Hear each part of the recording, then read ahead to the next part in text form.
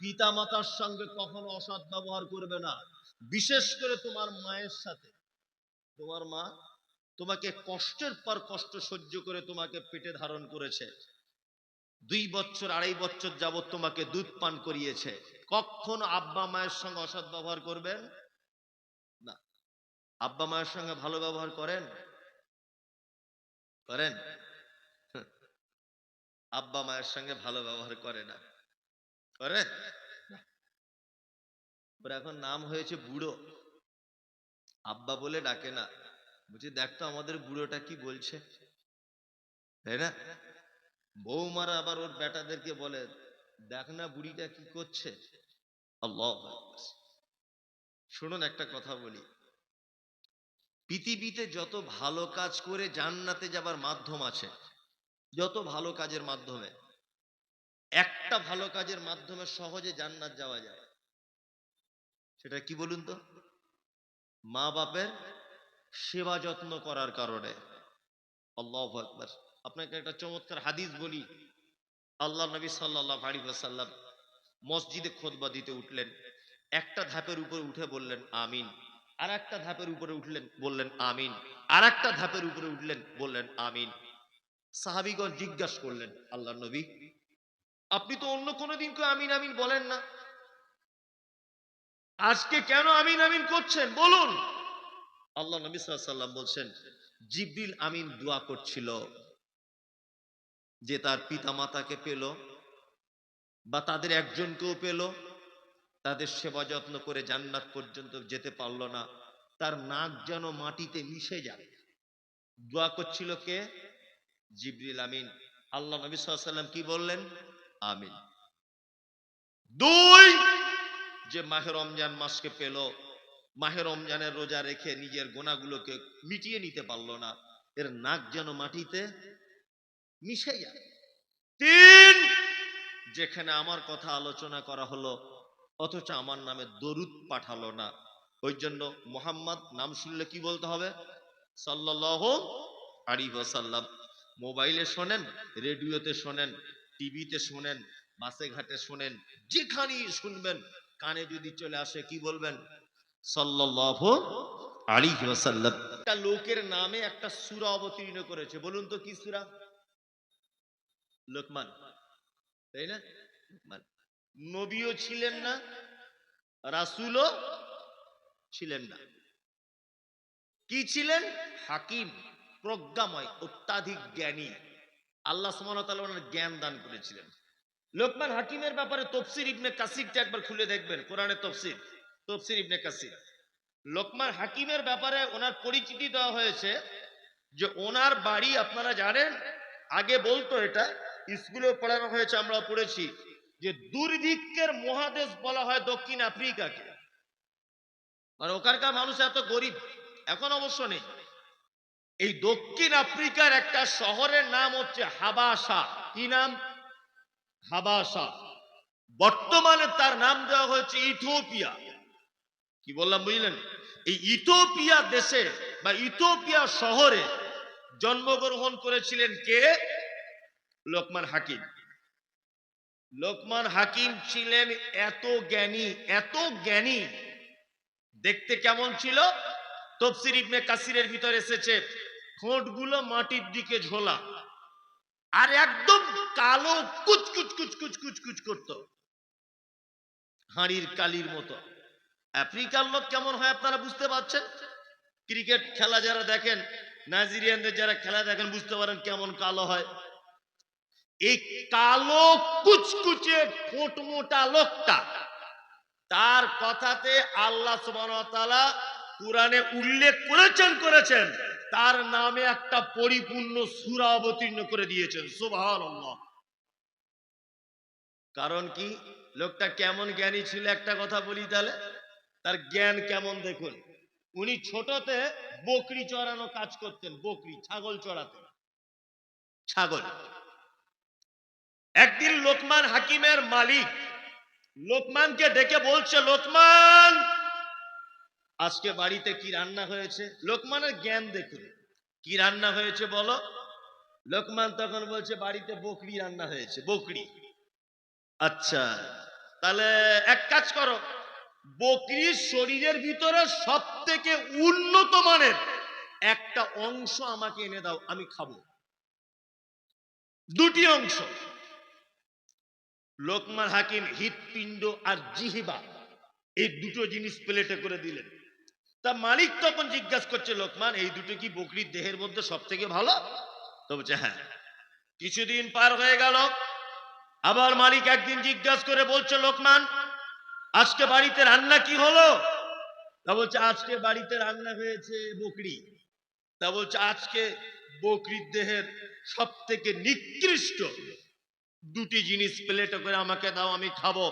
আবার দ্বিতীয় দিনও ওই হৃৎপিণ্ড আর জিহ্বাটা দিয়েছে। মালিক তখন মেজাজ উঁচু করে দিয়ে বলছে, লোকমান আরে তুমি কি আমার সঙ্গে পাগলামি ঝুলেছ? আগের দিনে বলেছে এই দুটো ভালো, আবার আজকে বলছে এই দুটো খারাপ। লোকমান হাকিম তখন বলছেন, জাহাবারা শুনুন, কোন মানুষের দেহের ভিতরে এই দুটো জিনিস যদি ভালো হয় তাহলে সে লোক ভালো, আর কোন মানুষের দেহের ভিতরে জীব আর এই জায়গাটা যদি খারাপ হয় তাহলে সে লোক খারাপ। অরিজিনালটাও তো তাই, তাই না? সামনে আসসালামু আলাইকুম, অন্তরে বীজ ভরা, এক নম্বরে বদমাশ আছে না? আসসালামু আলাইকুম, আরে মমতাজুল সাহেব আপনার মতো লোক হয় না, আবার দেখছি ফেসবুকে গাল দিচ্ছে, ওই লোকটাই। ইমাম সাহেব আল্লাহু আকবার, আপনার যা কোরআন তেলাওয়াত, সুবহানাল্লাহ, 30 বছর নামাজ পড়ছি, আপনার মতো কণ্ঠস্বর কারোর শুনিনি, এত কণ্ঠস্বর ভালো আমার। ইমাম সাহেব জোহরের সময় ওর ছেলের পাতলা পায়খানা হচ্ছিল, না বলে বাড়ি চলে গেছে। ওই লোকটা এসে তখন বলছে, শালা ইমাম সাহেব সব ভালো, না বলে শুধু ঘুরুর ঘুরুর করে ঘর চলে যায়। এই হচ্ছে পাক্কা শয়তান লোক। এ মুখে সালাম আলাইকুম আর প্রশংসা, অন্তরে কি? হ্যাঁ, বিষ। লোকমান হাকিম তার জ্ঞান আল্লাহ সুবহানাহু ওয়া তাআলা এত বেশি ভালোবেসেছেন, তার জ্ঞানকে আল্লাহ সুবহানাহু ওয়া তাআলা পবিত্র আল কোরআনের ভিতরে নোট করেছেন। তার বেটাকে তিনি শিক্ষা দিচ্ছেন। আপনারা যারা বসে আছেন, আমি তার বেটার দেওয়া জ্ঞান কোরআনে আল্লাহ নোট করেছেন, ওই জ্ঞানটা, ওই শিক্ষাটা আপনাদেরকে দিয়ে যাব। আপনারা আপনার পরিবারকে, আপনার বেটাকে দিবেন ইনশাআল্লাহ। বাড়িতে গিয়ে বলে দেবেন ইনশাআল্লাহ, এই শিক্ষাটা অন্তত পক্ষে আপনার পরিবারকে দিবেন, আপনার বেটাকে দিবেন। লোকমান হাকিম বলছে তার বেটাকে যে উপদেশ, যে শিক্ষা দিয়েছে আল্লাহ, ওই উপদেশ, ওই শিক্ষা কোরআনে নোট করেছেন। এক, আল্লাহ তাআলা বলছেন, ওয়াইদ ক্বালা লুকমান লি ইবনিহি ওয়া হুয়া ইয়াইযুহু ইয়া বুনাইয়া লা তুশরিক বিল্লাহ ইন্নাশ শিরকা লাযুলমুন আযীম। বেটা, পৃথিবীতে যাই করো আর নাই করো, আল্লাহর সাথে কোনোদিন কাউকে শরীক করে দিও না। নিশ্চয়ই শিরিক সব থেকে বড় জুলুম, সব থেকে বড় অত্যাচার। শিরিক কাকে বলে জানেন তো? জানেন না? আপনাকে বলে দিই সহজ বাংলাতে, একদম সহজ। আল্লাহর যে ক্ষমতা আছে, এই ক্ষমতা পৃথিবীর অন্য কারো আছে, এটা মনে করা কি শিরক। রুজির মালিককে, হায়াত মওতের মালিক, যা কিছু হয় কার থেকে হয়? তাই না? আল্লাহর থেকে। এক কথা, আল্লাহর যে ক্ষমতাটা আছে, এই ক্ষমতা পৃথিবীর অন্য কারো আছে, এটা মনে করা শিরক। শিরক সম্পর্কে আপনাকে কেন প্রথমে সচেতন করা হচ্ছে? লোকমান হাকিম তার বেটাকে শিরক সম্পর্কে কেন সচেতন করছেন? আল্লাহ সুবহানাহু ওয়া তাআলা বলছেন, ইন্নাল্লাহা লা ইয়াগফিরু আন ইউশরাকা বিহি ওয়া ইয়াগফিরু মা দুনা যালিকা লিমান ইয়াশা। পৃথিবীতে যত বড় পাপ আছে, প্রত্যেক পাপকে আমি আল্লাহ ইচ্ছা করলে ক্ষমা করে দিতে পারি। ব্যভিচার করেছো, ইচ্ছা করলে ক্ষমা করে দিতে পারি। তুমি সুদ খেয়েছো, ইচ্ছা করলে ক্ষমা করে দিতে পারি। তুমি অন্যায় করেছো, ইচ্ছা করলে ক্ষমা করে দিতে পারি। 30 বছর নামাজ পড়নি, ইচ্ছা করলে ক্ষমা করে দিতে পারি। 30 বছর রোজা রাখনি, ইচ্ছা করলে ক্ষমা করে দিতে পারি। কিন্তু আল্লাহ সুবহানাহু ওয়া তাআলা বলছেন, কেউ যদি আমার সাথে কাউকে শরীক যদি করে দেয়, ওকে ক্ষমা করার ব্যাপারে কোনোদিন আমার ইচ্ছাটাও জাগবে না। কি বলছি বুঝতে পারছেন? শিরক কত বড় পাপ? আল্লাহ তাআলা বলছেন ইন্নাহু মান ইউশরিক বিল্লাহ ফাকাদ হারামাল্লাহু আলাইহিল জান্নাহ ওয়া মাওয়াহুন নার ওয়া মা লিয-যালিমিনা মিন আনসার। শিরিক যারা করে তাদের জন্য জান্নাত হারাম। তাদের জন্য কি জান্নাত হারাম। ওয়া মাওয়াহুন নার, তাদের থাকার জায়গা জাহান্নাম। ওয়া মা লিয-যালিমিনা মিন আনসার, এবং কিয়ামতের মাঠে শিরিককারীদের কোনো সহযোগিতা করা হবে, কোনো সাহায্য পাবে না। আপনাকে আর একটা কথা বলে দিই, আমি কোটি কোটি টাকা সুদ খেয়ে মারা গেছি, বলুন তো আমার জন্য দোয়া করা যাবে কি যাবে না? বলুন। আপনি আমার ভাই ধরে নেন, আপনি দোয়া করতে পারেন তো আল্লাহ আমার ভাই মমতাজুর অন্যায় করেছে ক্ষমা করে দাও, এই দোয়া করা যাবে কি যাবে না? যাবে। কেন যাবে না? আমি পাপ করেছি, পাহাড় সম পরিমাণ পাপ করেছি, আল্লাহকে যে ক্ষমা চাইলে ক্ষমা হবে। আমি ক্ষমা চাইতে পারিনি, আমার পক্ষ থেকে আপনি চান আল্লাহ আমার আব্বাকে একটু ক্ষমা করে দাও, এটা আপনার বলার রাইট আছে না নেই? আছে। একটা পাপীর জন্য ক্ষমা প্রার্থনা করা হারাম। একটা পাপীর জন্য ক্ষমা প্রার্থনা করা হারাম। এই দেখুন আল্লাহ তাআলা পবিত্র আল কোরআনে বলছেন, মা কানা লিন নাবিয়্যি ওয়াল্লাযীনা আমানু আন ইস্তাগফিরু লিল মুশরিকিন ওয়ালাউ কানু উলি কুরবা। আল্লাহ বলছেন নবীদের জন্য উচিত নয়, ইমানদারদের জন্য উচিত নয় যে যারা শিরিক করা অবস্থায় মারা যায় তাদের জন্য ক্ষমা প্রার্থনা করা। সুবহানাল্লাহ।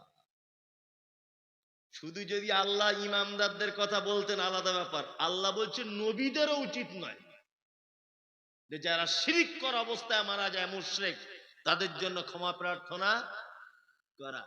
এই দেখুন আপনাকে আর একটা কথা বলি, পবিত্র আল কোরআনে আল্লাহ সুবহানাহু ওয়া তাআলা বলছেন কি, ইস্তাগফির। নবী আপনি ক্ষমা প্রার্থনা করেন, আওলা তাস্তাগফির, ক্ষমা প্রার্থনা নাই বা করেন, ইনতাস্তাগফির লাহুম ৭০ মাররাতান, আপনি যদি একদিনে ৭০ বার যদি ক্ষমা প্রার্থনা করেন শিরিককারীদের জন্য, তাহলে তবুও তাকে ক্ষমা করা হবে না। শিরিক এত বড় পাপ। তবে আমরা যতই বলি নিজেকে আহলে হাদিস, নিজেকে যতই বলি হাদিস মেনে চলি, আমরাও শিরিক করি। স্বামীকে বশ করার জন্য দেখবেন বালিশের তলাতে তাবিজ লুকিয়ে রেখেছে ওর বউ, হয় না? মাঝে মধ্যে অবাক হই, অবাক। একটা যুবক ছেলে 4টে আংটি পড়েছে হাতে, 4 রকমের পাথর, 4 রকমের। বলছি এটা কি রে ভাই? বলছে এটা বউ কথা শোনে না হুজুর। এটা হচ্ছে আমার বউ মায়ের বাড়ি গেলে আর আসতে চায় না, ওই গোপন ভাবে নিয়েছি। এটা কিসের রে ভাই? এটা গোপন ব্যাপার, বলা যাবে না। আর এই এই ছোট আঙুলটা কি খবর? বলছে আমার শাশুড়ি বলে আমি নাকি মায়ের কথায় চলি, ওই জন্য এটা আমার শাশুড়ির পক্ষ থেকে দিয়েছে, অষ্টধাতু আংটি। 5টা আংটি পরে ঘুরছে, আর 5 রকমের পাথর লাগানো, এক এক পাথরে এক এক রকমের কাজ। এই আপনাদেরকে একটা কথা বলি, হযরত ওমরকে চেনেন? হযরত ওমর নাম শুনেছেন? হযরত ওমর, পৃথিবীতে একটা পাথর আছে জান্নাত থেকে এসেছে, ডাইরেক্ট জান্নাত থেকে। পাথরটার নাম কি? হাজরে আসওয়াদ, যেটা কাবার এক কোণাতে লাগানো আছে, হাজী সাহেবরা চুম্বন করে। এটা জান্নাত থেকে এসেছে। হাদিসে এসেছে যে পাথরটা যখন আসে দুধের থেকেও সাদা ছিল। আদম সন্তান পাপের বোঝা নিয়ে চুম্বন করতে করতে করতে করতে আল কাতারার মতো কালো হয়ে গেছে। কি বললাম বুঝলেন? হযরত ওমর হজ করতে গিয়ে বারবার কাবাটা ঘুরছেন, আর হাজরে আসওয়াদের দিকে আঙুল বাড়িয়ে দিয়ে বলছেন, এ হাজরে আসওয়াদ, কোশ্চিন কালে আমি তোমাকে চুম্বন করতাম না। তুমি কোনো উপকারও করতে পারো না, ক্ষতিও করতে পারো না। তুমি জান্নাতের পাথর হতে পারো, তোমার উপকার করারও কোনো ক্ষমতা নেই, আর ক্ষতি করারও কোনো ক্ষমতা নেই। তোমাকে চুম্বন করব কেন? আল্লাহর নবী করেছেন আর করতে বলেছেন তাই, তাছাড়া আমি জীবনে করতাম না। কে বলছেন এ কথা? হযরত ওমর। তার মানে জান্নাতের পাথর পর্যন্ত ভালো মন্দ কিছু করে দিতে পারে না, আর তোমার এই ফুটপাতের অষ্টধাতু আংটি তোমার বইয়ের ছেলে করে দিবে? কি বড় বোকা! হ্যাঁ, আরে যে বিক্রি করছে ও তো চিটার, ও তো এক নম্বরের চিটার। আমি কলকাতায় দেখেছি, কলকাতা না খোদা মসজিদের পাশে তাবিজ, কবজ, মাদুলি আর ওই পাথর সব বিক্রি হয়, বস্তাতে রাখা আছে, কুকুরে পেচ্ছাপ করছে, 40 টাকা কেজি, 50 টাকা কেজি। ওই মাল এনে জুত করে ধুয়ে মুছে সার্ফ পানি দিয়ে ওই আপনার হরিশ্চন্দ্রপুর রেল স্টেশনে একজন চিটার চারিদিকে সাজিয়ে নিয়ে বসেছে, একটা ভাঙা মাইক্রোফোন নিয়ে বলছে, আর আফ্রিকা কঙ্কর জঙ্গল সে লেকে আয়ে হ্যায় জড়ি বুটি। বুকে বাড়ি মারছে আর বলছে, অথচ নারকেল গাছে শিকড়, কিছুই কাজ নাই। কিনছে কে? হেডমাস্টার, ওর বইয়ের ছেলে হয় না তাই। মনে মনে ভাবছে, আল্লাহ, পাগল দুনিয়াতে কি করলে? ওর কপালে ঝাঁটা লেগেছে বলে চিটার পাথর বিক্রি করছে, আর ও 300 টাকা দিয়ে ওই পাথর কিনছে। শিরক। মান তাআল্লাকা তামিমাতান ফাকাদ আশরাক। কোন মানুষ যদি হাতে কিছু ধারণ করে সেটা কি? শিরক। পৃথিবীর এক ভয়ঙ্কর পাপ। আমরা সকলেই শিরক মুক্ত পরিবার গড়তে হবে ইনশাআল্লাহ, ইনশাআল্লাহ, ইনশাআল্লাহ। আপনার স্ত্রীকে বলে দিবেন, আপনার বাচ্চার হাতে দেখবেন মাদুলি, তাবিজ, লাল সুতো, কালো সুতো, হাবি জাবি এসব আছে কিনা, যদি থাকে এগুলো খুলে ফেলে দিতে হবে। লোকমান হাকিম তার বেটাকে সর্বপ্রথম যে শিক্ষা দিয়েছেন, আল্লাহ এত পছন্দ করেছেন, ওই শিক্ষাটা পবিত্র আল কোরআনের ভিতরে নোট করে দিয়েছেন। সুবহানাল্লাহ। তার প্রথম শিক্ষা, শিরক মুক্ত একটা পরিবার গড়তে হবে। কোন রকমের শিরকের সঙ্গে আপোষ করা যাবে কি না? লোকমান হাকিম তারপরে বলছেন, তারপরে কি বলছেন? অওয়াসাইনাল ইনসানা বিওয়ালিদাইহি হামালাতুহু উম্মুহু ওয়াহানান আলা ওয়াহানিন ওয়া ফিসালুহু ফি আমাইনি আনিশকুরুলি ওয়া লিওয়ালিদাইকা ইলাইয়াল মাসির। লোকমান হাকিম তার বেটাকে দ্বিতীয় উপদেশ দিচ্ছে, বেটা, পিতা মাতার সঙ্গে কখনো অসৎ ব্যবহার করবে না, বিশেষ করে তোমার মায়ের সাথে। তোমার মা তোমাকে কষ্টের পর কষ্ট সহ্য করে তোমাকে পেটে ধারণ করেছে, 2 বছর 2.5 বছর যাবত তোমাকে দুধ পান করিয়েছে, কখনো আব্বা মায়ের সঙ্গে অসৎ ব্যবহার করবেন না। আব্বা মায়ের সঙ্গে ভালো ব্যবহার করেন? করেন? আব্বা মায়ের সঙ্গে ভালো ব্যবহার করে না, করে? ওর এখন নাম হয়েছে বুড়ো, আব্বা বলে ডাকে না। বুঝি, দেখতো আমাদের বুড়োটা কি বলছে, তাই না? বৌমারা আবার ওর বেটাদেরকে বলে, দেখ না বুড়িটা কি করছে। আল্লাহ আকবার। শুনুন, একটা কথা বলি, পৃথিবীতে যত ভালো কাজ করে জান্নাতে যাবার মাধ্যম আছে, যত ভালো কাজের মাধ্যমে, একটা ভালো কাজের মাধ্যমে সহজে জান্নাত যাওয়া যায়, সেটা কি বলুন তো? মা বাপের সেবা যত্ন করার কারণে। আল্লাহু আকবার। আপনাকে একটা চমৎকার হাদিস বলি। আল্লাহ নবী সাল্লাল্লাহু আলাইহি ওয়াসাল্লাম মসজিদে খুতবা দিতে উঠলেন, একটা ধাপের উপরে উঠে বললেন আমিন, আর একটা ধাপের উপরে উঠলেন, বললেন আমিন, আর একটা ধাপের উপরে উঠলেন, বললেন আমিন। সাহাবীগণ জিজ্ঞাসা করলেন, আল্লাহ নবী, আপনি তো অন্য কোনোদিন কেউ আমিন আমিন বলেন না, আজকে কেন আমিন আমিন করছেন বলুন? আল্লাহ নবী সাল্লাল্লাহু আলাইহি ওয়াসাল্লাম বলছেন, জিবরিল আমিন দোয়া করছিল যে তার পিতা মাতাকে পেল বা তাদের একজনকেও পেল, তাদের সেবা যত্ন করে জান্নাত পর্যন্ত যেতে পারলো না, তার নাক যেন মাটিতে মিশে যায়। দোয়া করছিল কে? জিবরিল আমিন। আল্লাহ নবী সাল্লাল্লাহু আলাইহি ওয়াসাল্লাম কি বললেন? আমিন। 2, যে মাহে রমজান মাসকে পেল, মাহে রমজানের রোজা রেখে নিজের গুনাহগুলোকে মিটিয়ে নিতে পারলো না, এর নাক যেন মাটিতে মিশে যায়।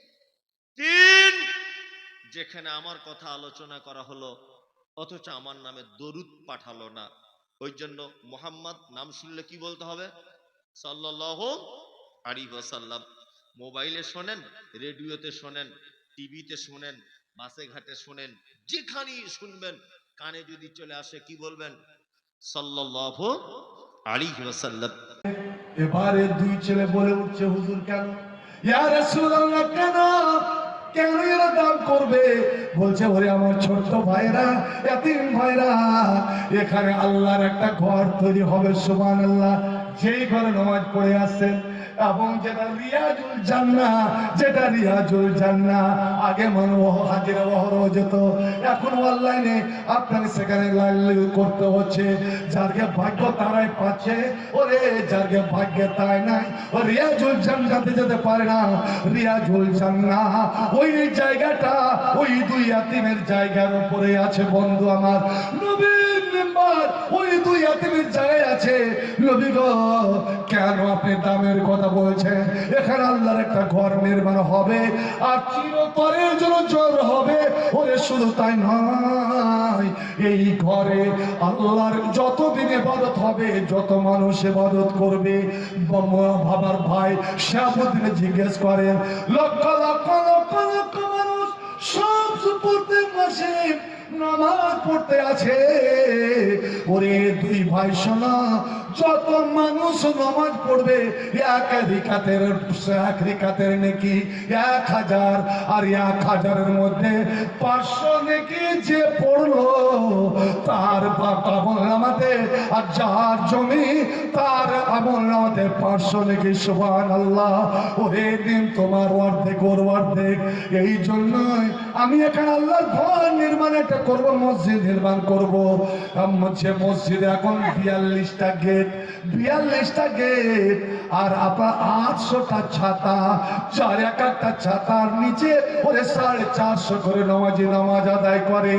একই সঙ্গে মসজিদে নববীতে কত লোক যে নামাজ পড়ে, আপনি যান একবার জিয়ারত করে আসেন বন্ধু আমার।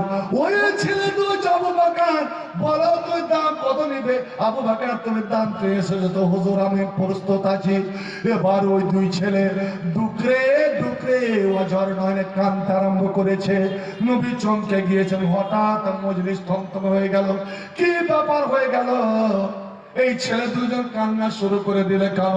কেউ যেন বলছে কাঁদবে না। কেন কেন কাঁদবে না?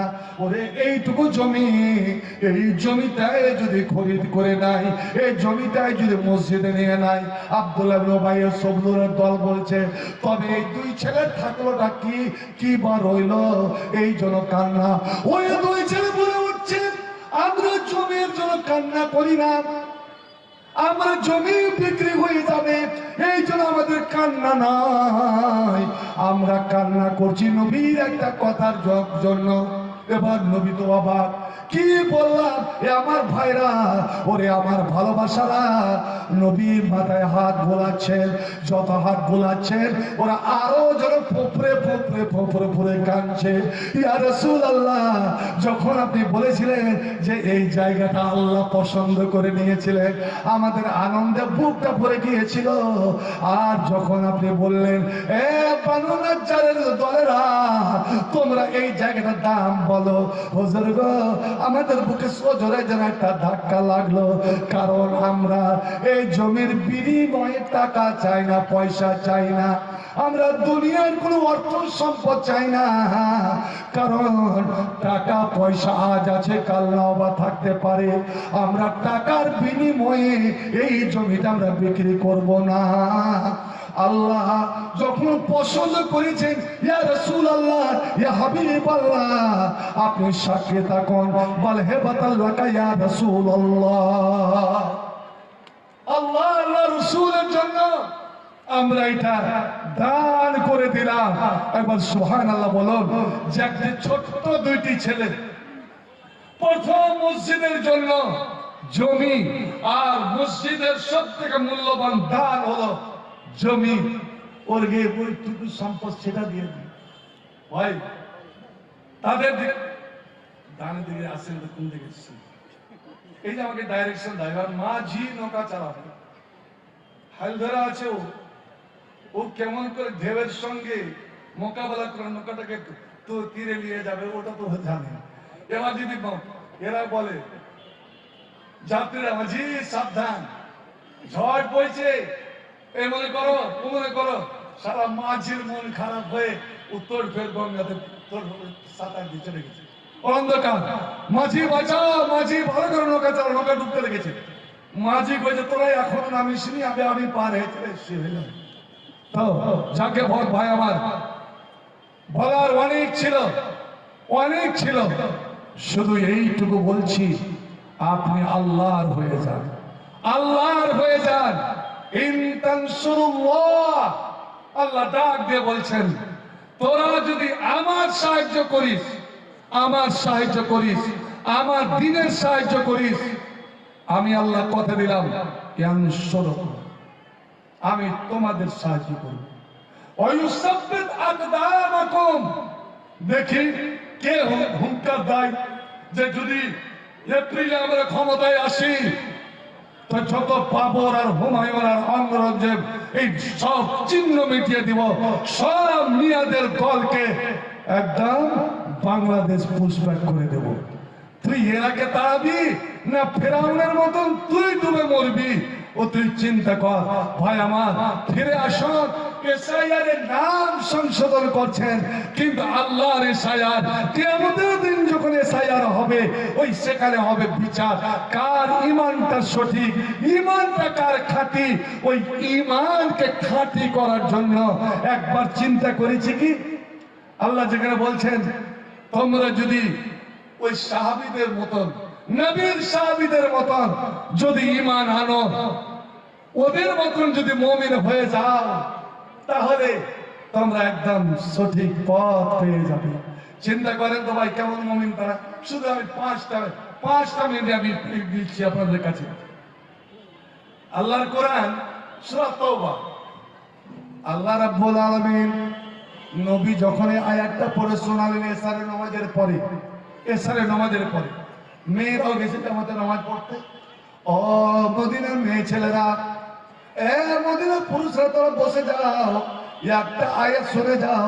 আল্লাহ কি আজবার নাযিল করেছেন, ওয়াল্লাযীনা ইয়াকনিজুনা আয-যাহাবা ওয়াল ফিজ্জাতা, যারা সোনা চাঁদি গয়নার আকারে, কোন আসবাবপত্রের আকারে বা এমনি এমনি জমা করে রাখলো, যে গয়নাগুলো পরে পুরুষকে দেখালো, ওয়ালা ইউনফিকুনা ফি সাবিলিল্লাহ, আর ওই সোনা চাঁদি যারা খরচ করলো না, দান দিল না, সাদকা দিল না, যাকাত বের করলো না, নবী রে ফাবাশশিরহুম বিআযাবিন আলীম, বলে দাও তোরা যতই পাক্কা মুমিন হ, নামাজি হ, ওই সোনা চাঁদি জমা রাখার কারণে তোরকে ভীষণ আযাবের সম্মুখীন হতে হবে।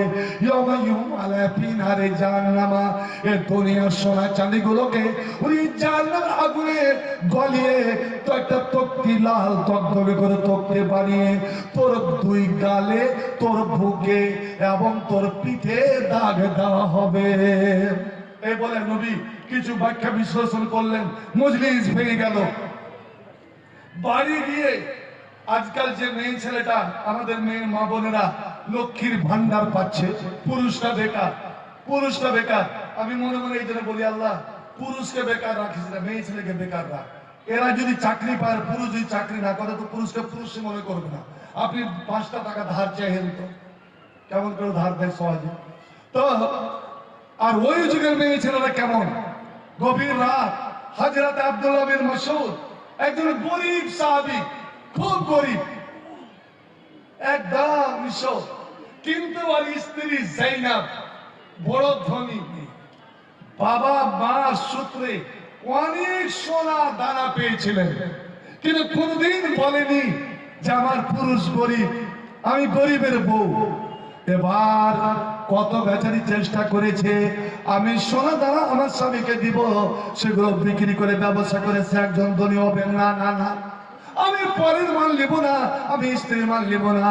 এবার যায়নাব স্বামীকে জড়িয়ে ধরে বলছে, স্বামী গো, আপনিও তো শুনলেন নবী কি বললেন, আমি মসজিদ থেকে প্রতিজ্ঞা করেছি, আমি মনে মনে ওয়াদা করেছি, আমার যত সোনা চাঁদি আছে আমি কিছুই রাখবো না, সমস্ত আমি দান করে দেব। এগুলোর কারণে যদি জাহান্নামের আযাব নিতে হয় তো কেন আমি রাখবো? আমি আযাব থেকে বাঁচার যে উপায় সেটা হলো দান, সেটা হলো দান। আমি আল্লাহকে সমস্ত দান করে দেব, কিন্তু কাকে দিব? আমার মনে হচ্ছে পরকে না দিয়ে আমি যদি নিজের লোককে দিই, আর নিজের লোকটা একটা মেয়ে ছেলের জন্য সব থেকে নিজের হলো তার স্বামী, নিকটের হলো তার স্বামী। আমি মনে মনে ভাবছি আমার যত সোনা চাঁদি আমি আপনাকে দান করে দিব, কিন্তু স্বামীকে যদি স্ত্রী দেয় তো এটা দান কবুল হবে কি হবে না? দান দেওয়া ঠিক হবে কি হবে না? বেটি যদি বাপকে দেয় মাকে দেয়, দেওয়া কবুল হবে কি হবে না? বেটা যদি নিজের বাপ মাকে দেয়, ভাই যদি ভাইকে দেয়, ভাই যদি বোনকে দেয়, এটা দান দেওয়া চলবে কি চলবে না?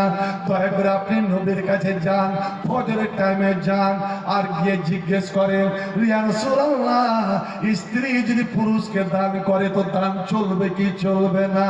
আব্দুল্লাহ বলছে জাইনাব রে, আমি গরিব হতে পারি কিন্তু পরের মালে আমার কোনো লোভ নাই। আল্লাহ আমার শ্বশুর শাশুড়ির দেওয়া এ মানে আমার লোভ কেন হবে? আমি যাব না।